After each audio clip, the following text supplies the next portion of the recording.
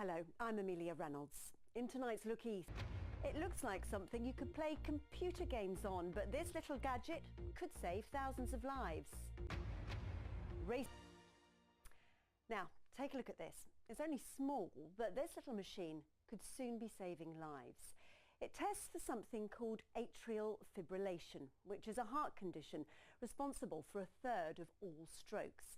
The problem is most people don't know they've got it.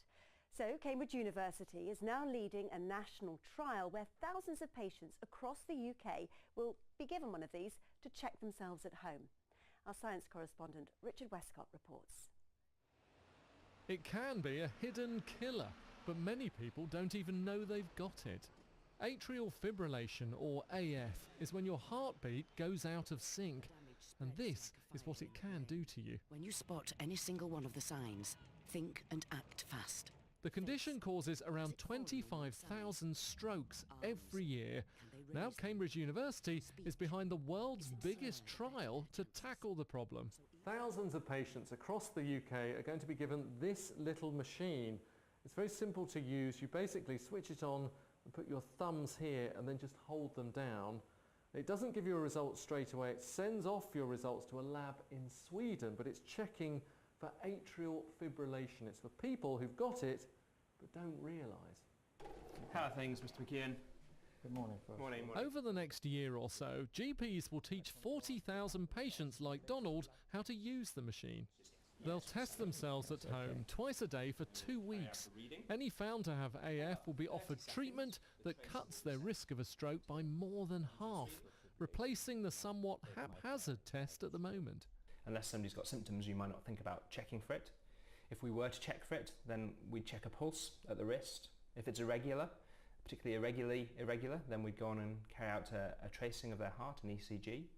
But even then, if their atrial fibrillation isn't constant, then we would still miss it. It'll be 5 years before the team behind the trial will know if a widespread screening programme would be worth the money. Now instinctively you would think that if you just screen everybody then the whole country is safer, but it's not as simple as that, is it? No. So naturally people think that prevention is better than cure and that early detection must be better than late detection. We have to demonstrate that the benefits outweigh the harms at a cost that the NHS can afford. So it's important that we quantify the number of strokes we reduce and that we quantify the anxiety that we cause and we quantify the additional bleeding that might happen because more people are taking the blood thinning drugs or anticoagulants. 1 in 10 people over the age of 65 has got atrial fibrillation. Half of them don't realise. So machines like this could be a common sight in future.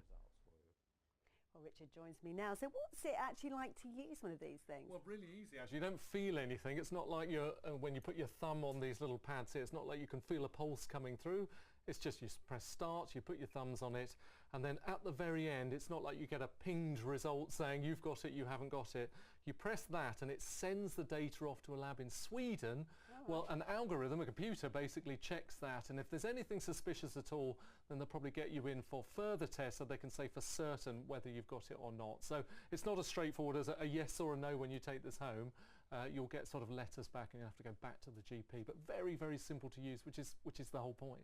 Oh, clever stuff. So it's all in trial at the moment, but when could we just get hold of it? Yeah, we're looking at this for around 5 years. So what they've got to do is they've got to look at all the people that they basically gave one of these machines and all the people that they didn't, and then they've got to compare the results. So basically, were there more strokes amongst the people that didn't have the machine that weren't pre-tested than were? And once they've got all of that together, they can then make a judgment on whether it's actually worth the money, because obviously you're asking GPs to spend time doing this. You've got to potentially buy the machines, and treatment can have its side effects and problems as well. So they've got to weigh all of that up and then make the decision finally whether there's a mass rollout across the country. Thank you very much, Richard. Thank you.